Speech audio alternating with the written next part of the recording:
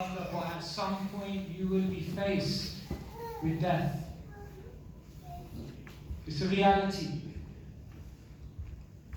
Krishna teaches us about time. He teaches us about how there is a cycle, there is a cosmic system that's going on. Krishna teaches us why things are temporary, why things are ethereal, ephemeral, why things come and go.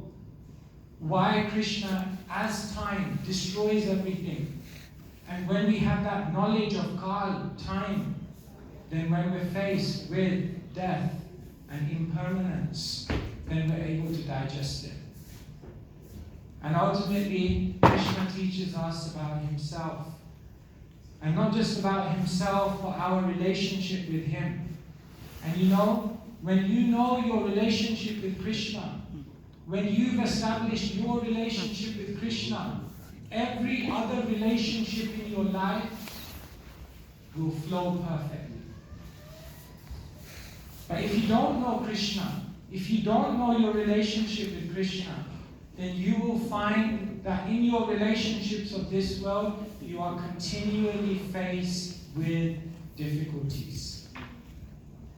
So Krishna teaches us about himself and how we can connect to him and have a relationship with him. And when we have that relationship with him, all our other relationships become beautiful. So, can you now begin to see how these topics of the Bhagavad Gita are so beautiful? Because they will actually be the topics which help you to navigate life. And therefore, don't think of the Bhagavad Gita as a religious book, simply a religious book. It's not simply a spiritual book. It's not simply a philosophical book. It's not simply an inspirational book.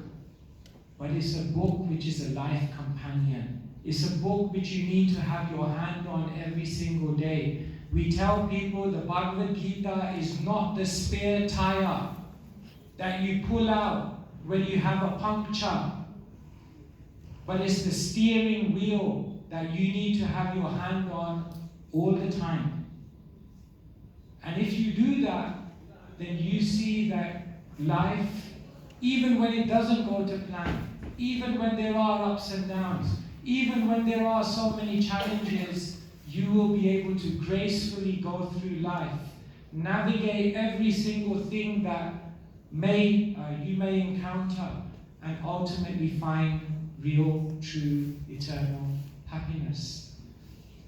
And therefore, remember, if life is overwhelming you, if life feels very, very heavy, if sometimes in your consciousness you feel, I just don't know where to go next, then just like when I was a kid and I would go to the ocean, then remember, the ocean is right there. All you need to do is go home, sit down, open the Bhagavad Gita, and Gandhi says, when doubts haunt me, when disappointments stare me in the face and I see not one ray of hope on the horizon, then I immediately reach for the Bhagavad Gita and I pick it up and I read one verse. And in the midst of overwhelming sorrow, I immediately begin to smile. Because that is the power of the Bhagavad Gita. So let us not underestimate the gift that we've been given. The knowledge that we've been given is knowledge that you can never fully grasp. It's knowledge that you have to return to again and again and again.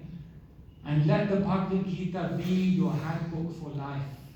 And if you do that, then nothing will overwhelm you. And in the midst of everything that may happen, you'll find true peace, happiness, love, and incredible satisfaction of the heart that comes from fully awakening your spirituality and your dormant Krishna consciousness. Hare Krishna, Krishna Krishna, Hare Hare, Hare Rama,